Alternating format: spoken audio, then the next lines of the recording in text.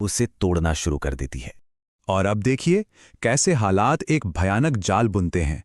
पहले गाड़ी का टायर पंक्चर हो जाता है, फिर मैकेनिक को ढूंढने में कीमती वक्त बर्बाद हो जाता है, और जब तक वो लोग सड़क पर वापस आते हैं शाम ढल चुकी होती है और घना कोहरा उन्हें अपनी चपेट में ले चुका होता है। घड़ी में बज रहे हैं शाम के 5:30।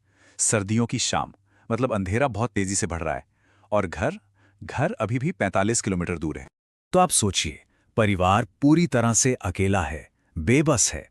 और ठीक इसी मौके पर कहानी उन घटनाओं का सिलसिला शुरू करती है जिनका कोई लॉजिक नहीं है, कोई जवाब नहीं, जिनका मकसद सिर्फ और सिर्फ खौफ पैदा करना है।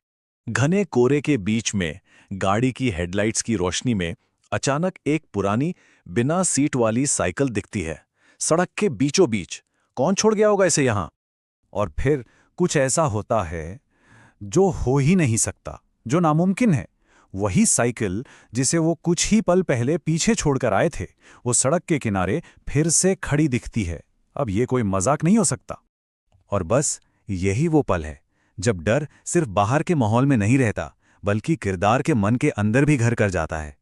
अंजलि को खुद अपनी आंखों पर यकीन नहीं हो रहा। क्या जो वो देख रही है वो सच है या सिर्फ उसका वहम? और अब डर एक साथ हर तरफ से हमला करता है। आंखों के सामने एक लंबा साया दिखता है जो गायब हो जाता है। गाड़ी की खिड़की पर अंदर की तरफ से एक अजीब हाथ का निशान मिलता है, और कानों में गूंजती है रेडियो से आती एक डरावनी बिगड़ी हुई आवाज।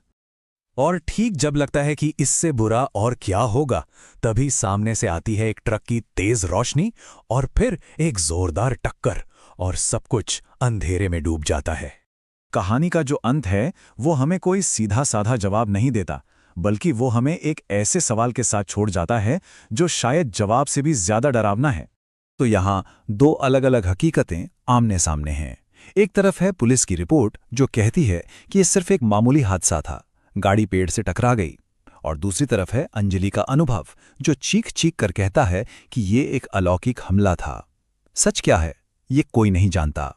देखिए, जिस्म के जख्म तो वक्त के साथ भर जाते हैं, लेकिन दिमाग पर जो घाव लगता है ना, वो शायद हमेशा के लिए रह जाता है। उस रात की घटना अंजलि के लिए एक ऐसी ही एक अनसुलझी कहानी बनकर रह जाती है। तो आखिर में ये कहानी हमें यही बताती है कि कभी-कभी जो चीजें हमें बिल्कुल नेचुरल लगती हैं, जैसे कोहरा या अंधेरी रात, उनके पीछे कुछ ऐसे राज छिपे हो सकते हैं जिनकी हम कल्पना तक नहीं कर सकते। तो ये कहानी एक सवाल छोड़ जाती है कि क्या होता है जब एक सूनी सड़क पर हकीकत और बुरे सपने के बीच की महीन सी लकीर